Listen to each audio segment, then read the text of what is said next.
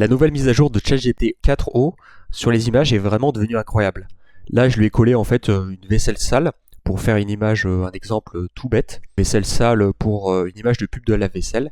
Et je lui ai demandé de générer du coup une image de pub de la vaisselle. Donc on voit que c'est vraiment incroyable. Ça va vraiment réduire, malheureusement ou heureusement, des business à néant, tout ce qui est agence marketing et tout. Parce que derrière, vous aurez plus besoin de modèles, plus besoin de machin. Et ça peut devenir vraiment incroyable. Bonjour, bonsoir à tous, ici Feu et si vous dans vos oreilles. Aujourd'hui, je vais vous montrer un petit peu comment fonctionne ce ChatGPT 4o image pour vous permettre justement de l'automatiser. Et je vais vous donner à la fin de cette vidéo justement un workflow qui va vous permettre de l'automatiser si vous avez beaucoup d'images à faire. Je prends, par exemple, vous aurez votre prompt ici, vos URL du coup déjà faites et ça vous permettra de gagner un maximum de temps, sachant que pour le moment, de ChatGPT en DALL-E 3.5 on va dire, ne sont pas disponibles en API. Donc là vous pourrez en fait juste avec votre abonnement à 20 € par mois utiliser ce workflow et sans que vous soyez sur votre ordinateur, ça vous permettra derrière de l'utiliser et d'avoir toutes vos images en fait juste avec votre prompt. Je vais expliquer par la suite. Par ailleurs, petite note juste avant de démarrer, si vous avez des erreurs comme ça, votre workflow du coup le détectera et vous aurez du coup un message de notification web push sur votre navigateur pour vous dire bah voilà, on peut réessayer mais faut le faire manuellement à la main ou alors vous pouvez faire un bouton pour directement cliquer. Mais ça dépend vraiment de comment est votre erreur. J'ai préféré le laisser comme ça c'est assez malléable pour régénérer vos images. Donc là, tout de suite après, je vous fais une démo, hop, rapide. Donc là, le premier prompt que j'ai, c'est génère-moi une image de mascotte de France, hop. Donc je clique sur exécuter mon workflow, vous ne le voyez pas forcément, et là, ça ouvre un nouvel onglet, j'ai rien besoin de faire. Je ne touche ni mon clavier, ni ma souris, et là, ça va me générer directement mes images, ligne par ligne en fait. Et ça va bien sûr attendre que l'image qui est en train d'être générée soit bien générée pour récupérer après l'URL de l'image, mettre un fait dedans du coup mon tableur et commencer sur la deuxième. Donc là je vous retrouve après d'ici 1 à 2 minutes parce que c'est la génération du coup qui se fait. Donc voilà, hop, ça a été généré, j'ai pas eu le temps, voilà, et ça génère là du coup la deuxième. Donc là je vais cliquer juste sur essayer. Mais normalement en fait au fur et à mesure ça me fera les images en fait si j'ai pas de problème d'erreur ou d'autres choses. Mais voilà, vous avez grâce à ça un problème de workflow automatisé et là comme on peut le voir du coup ça m'a voilà sur le prompt généralement une image de mascotte ça a bien pris le coq du coup avec le drapeau français. Voilà. Donc vous pouvez automatiser en fait pas mal de choses avec ce genre de workflow. Je vous le laisse bien sûr gratuitement dans la description de la vidéo. Et comme ça vous pourrez automatiser vos images en bulk, sachant que c'est assez facile et il vous faut juste un abonnement GPT. Et en fait vous aurez toutes vos images de fait sans besoin justement que vous soyez derrière l'ordi. Donc dans un premier temps, le principe ça va être simplement de générer vos prompts. Donc voilà, j'ai plein d'images à faire moi par exemple. Donc je vais me poser la question, génère-moi une image de mascotte de France, génère-moi une image de mascotte du Portugal, etc. etc.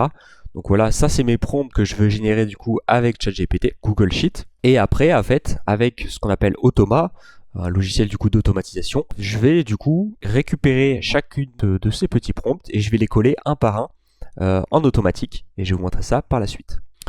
Une fois qu'il a collé ces images, du coup sur le chat de ChatGPT, il va, une fois que l'image va être générée, recoller l'URL ici, voilà l'URL de l'image, et cocher la case fait de manière à ce que justement je sache qu'il ait fait la chose pour permettre justement d'automatiser cette tâche et que j'ai pas à le faire et mon ordinateur travaillera tout seul. Alors pourquoi j'ai choisi Automa et pas N8N? Il y en a qui pourraient poser la question justement pourquoi on n'utiliserait pas N8N pour ce genre de choses. Il faut savoir que GPT du coup 4o image est assez récent. Donc en fait on a besoin de cette malléabilité que n'a pas justement N8N. C'est pour ça que j'ai choisi Automa. Automa qui permet d'automatiser les tâches directement sur son navigateur. Et surtout N8N n'a pas cette persistance ou alors avec des plugins un peu plus particuliers. Mais moi ce que je voulais c'est quelque chose d'assez malléable. Si par exemple GPT venait à changer son type de fonctionnement, je veux que ça soit assez facile de gérer ces blocs. On appelle ça du no-code, de manière à ce que justement je puisse contourner, on va dire bypasser ce genre d'effet robot en fait en soi. Et en fait de la même manière qu'il soit, pouvoir générer mes propres images, puis les recoller dans mes articles, sur mes thématiques, enfin peu importe après en soi. Donc après avoir installé justement cette extension sur Chrome directement, c'est une extension Chrome qui est gratuite, Vous aurez du coup à télécharger mon bulk image de GPT-4o mini. Hop. Et moi, je l'ai directement préconfiguré et je vais vous expliquer en détail comment il fonctionne. Donc là, voilà, on arrive du coup sur ce workflow de Automa. Automa qui est juste du no-coding simple, c'est simplement des blocs qu'on assemble pour faire chacune des actions. Et donc là, la première étape, petite digression, j'ai fait uniquement pour des images, donc il va juste récupérer les URL des images, mais on peut très bien envisager qu'il nous récupère en fait, ChatGPT se met à se mettre une super update, de récupérer du texte, de récupérer des images et du texte. Pour le moment, il ne récupère que des images, vu que c'est ça que je lui demande. Donc on commence tout de suite avec le premier bloc.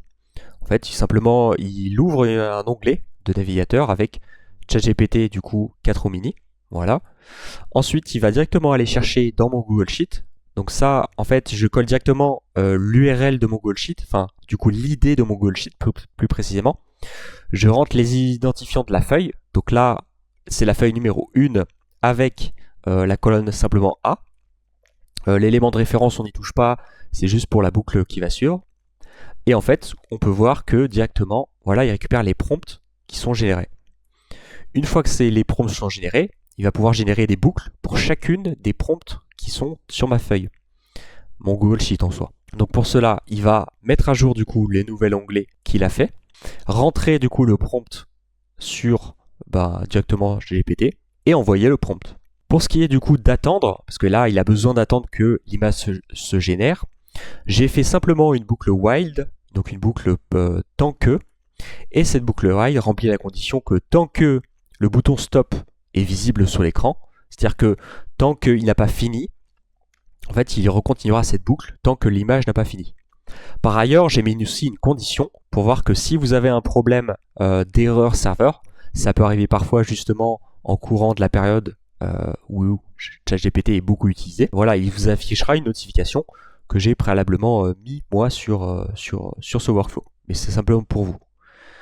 Une fois que cette boucle justement est terminée et que le bouton stop n'est plus visible, c'est-à-dire que l'image a été générée, il attend 7 secondes et après il va récupérer directement l'URL de l'image.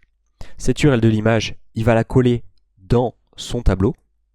Voilà le tableau de l'image de l'URL. Voilà, tout simplement. S'il ne la voit pas, il fait une erreur et il vous indique justement, voilà, je n'ai pas pu récupérer l'image. Voilà ce qui se passe.